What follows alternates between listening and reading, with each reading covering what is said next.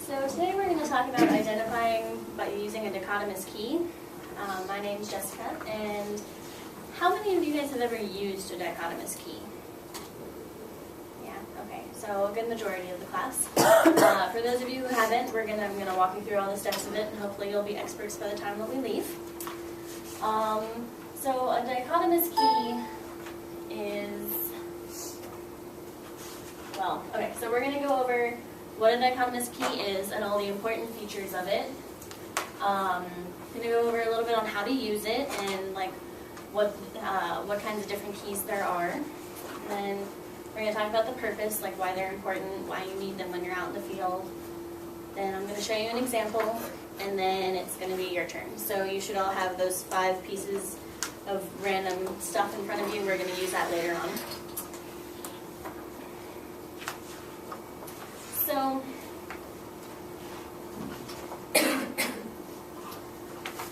this is an example of a dichotomous key. Basically, you're going to use it as an identification tool. A lot of your field guides will be used as this. It'll walk you through like all the steps on how to identify a different animal. They're normally composed of a series of yes or no questions. It's called couplets. This doesn't always have to be yes or no. It can be like, is it black or white? But it's always going to give you 2 different options. And there are different keys depending on which locations you're in. So say you're out walking past a drill field and you see a bird in a tree and you want to try and identify what it is. If you go to a dichotomous key of all the birds ever known, it's going to be very overwhelming and it's not really going to be that helpful to you. Whereas if you narrow it down to like birds of Virginia or birds of Northern America, it'll be a lot smaller number of species, and it'll help make it easier to identify it. So for like this one, it gives you feathers as the first option.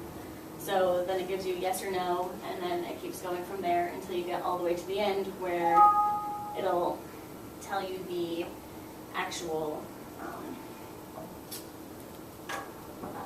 name of the species.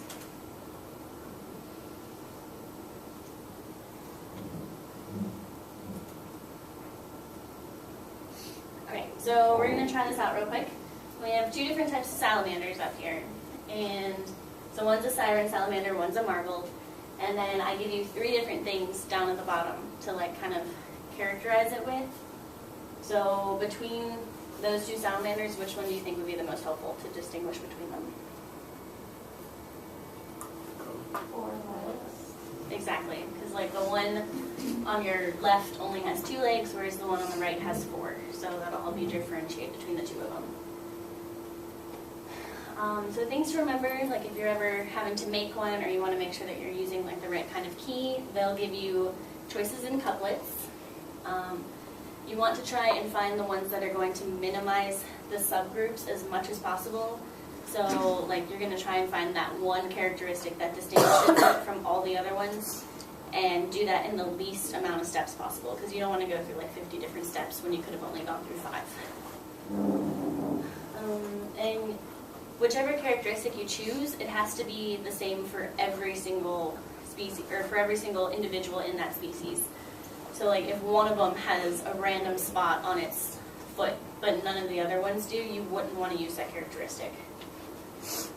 Use common knowledge, so like, unless it's like a mainly scientific field guide, you don't want to use like scientific words that other people aren't going to be able to understand, because it's not really going to help them if they can't figure out what you're talking about. And you want it to be small enough that they can carry it around in the field with them. And there's tons of different types of field guides, so you just have to find the one that works for you. Alright, and there are a lot of different reasons why scientists use them. The main one is to help differentiate one species from another, so like you don't want to accidentally call a siren salamander a marbled one just because you weren't able to use the key correctly. It also helps you, like if you're out in the field and you see a species that you don't know, you can quickly flip through your field guide and figure out what it is right there. Like you don't have to go back and look it up later.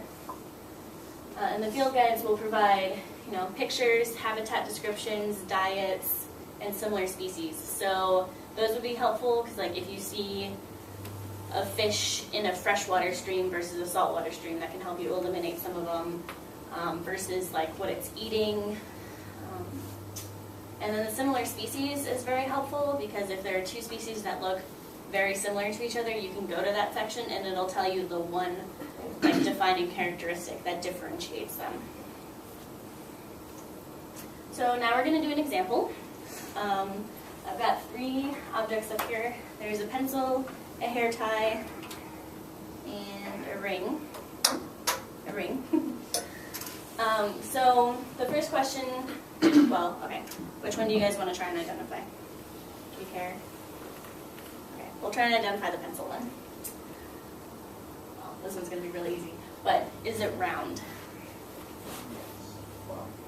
Well, like round this way, not necessarily that way.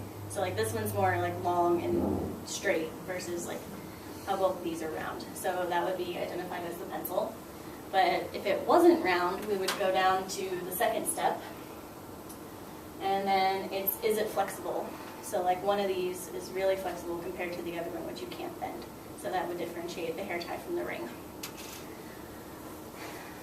All right, and so now it's going to be your guys' turn. You can pick any of the objects that are in front of you, just pick one of them out, and then walk yourself through the steps trying to figure out which one you have. If you have any questions, let me know. I'll give you guys a few minutes to walk through that.